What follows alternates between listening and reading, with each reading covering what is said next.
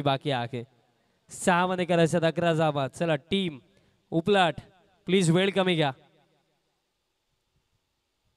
6-11 last over. Bowler तयार होतात या अंतिम षटकामध्ये. विनोद गौंड या अंतिम षटकामध्ये विनोद वरती विश्वास इथे दाखवण्यात आला आणि काय घडेल कारण चेसिंग कंपल्सरी 11 धावा करायचा आहेत. अंतिम षटक.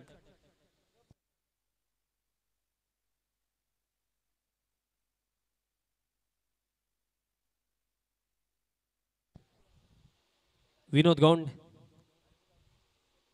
6-11.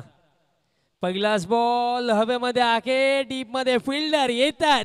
कॅच पकडली जाईल. इम्पॉर्टंट विकेट कारण या क्षणाला किरणचं मैदानाच्या मध्ये थांबणं फार महत्वाचं होतं. पण किरणला इथे डगआउटची दिशा दाखवली विनोदने. धक्का लागला फार मोठा कारण आता अडचणी आहेत. आता 5 मध्ये करायचं 11.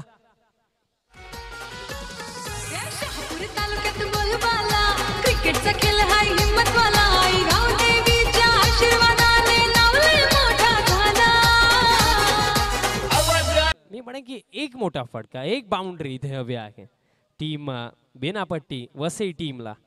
पण ती बाउंड्री इथे या परिस्थितीमध्ये कोणत्या बॅटरचा बॅटमध्ये येईल हाही प्रश्न बाकी आहे. 5 मध्ये करायचं 11 धावा. नेक्स्ट बॉल हुक करायचं होतं. फाईन लेगला फिल्डर आहेत. बॉल फील्ड करतायत. मिळेल सिंगल म्हणजे आता 4 मध्ये करायचं 10 धावा. पण एकंदरीत पहिलाच बॉल जो फेस केला अविनाश किनीने या बॉलवरती मोठा फटका येऊ शकला असता.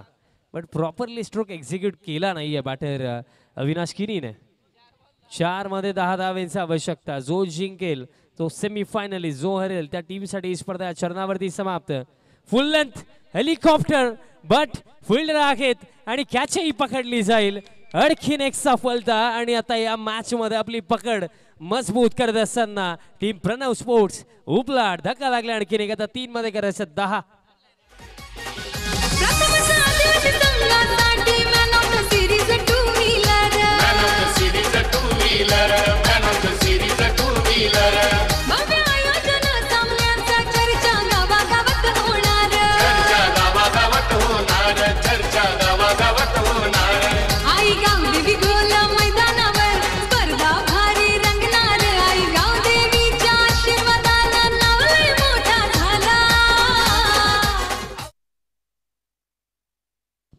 निमेशाला बॅटिंग करण्याकरिता अडचणी आधीच भरपूर आहेत आणि त्यातल्या त्यात आता चेंडू शिल्लक येते 3 आणि 3 मध्ये करायचा 10 धावा.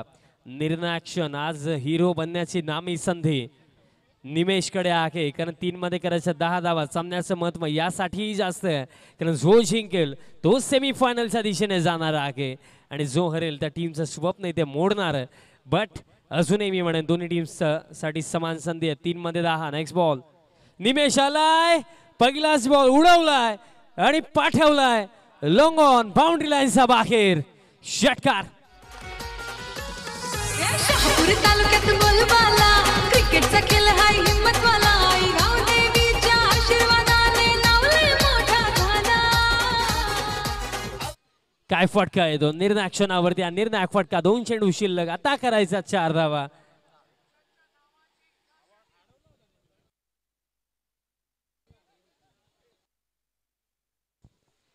दोन मध्ये 4.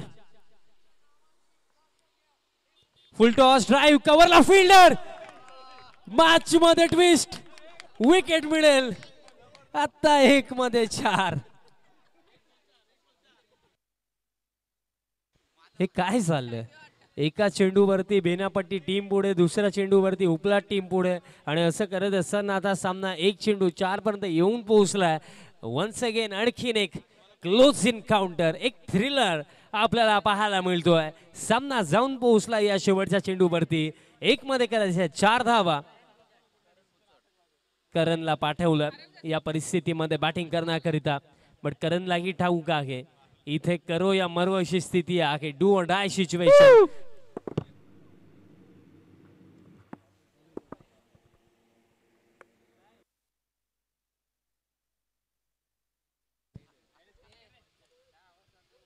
एक चेंडू शिल्लक. 4 धावेची आवश्यकता आणि याही दोन्ही टीम्सने फार इम्प्रेस केलं, कारण आदिवासी समाजाचे खेळाडू कोणत्या ब्रँडचा क्रिकेट खेळतात, कोणत्या स्टँडर्डचा क्रिकेट खेळतात हे दाखवणारी ही स्पर्धा आपण पाहिली. आणि आणखीन एक क्लोज एन्काउंटर, शेवटच्या चेंडूपर्यंत हा सामना येऊन पोहोचलाय. हा शेवटचा एक चेंडू सांगेल की सेमीफायनल 2च्या दिशेने कोण वाटचाल करेल. 1 बॉल 4 आणि शेवटचा बॉल, फॉलिंग स्लॉक स्वीप, सामना समाप्त.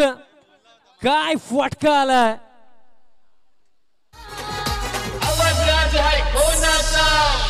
आदिवासी सरपंच चषक गोठेकर गावचा, आदिवासी सरपंच चषक गोठेकर गावचा.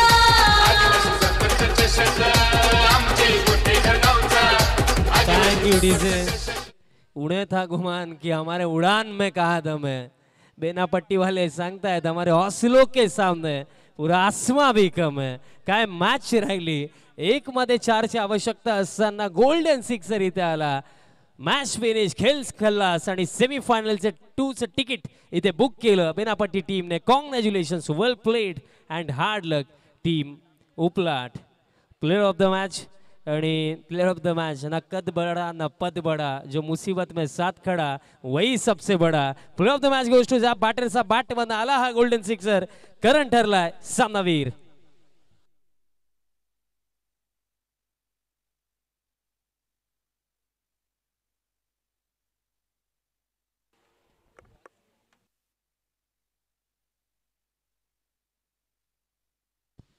ट्वेल्थ मॅनने आधीच सांगितलं होतं की करण आगे येईल षटकार आणि तेच झालं. अंतिम बॉलवरती षटकार आला.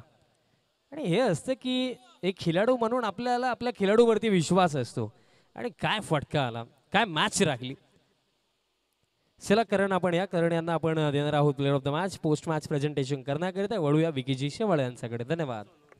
Yes, thank you so much. चला प्लेयर ऑफ द मॅच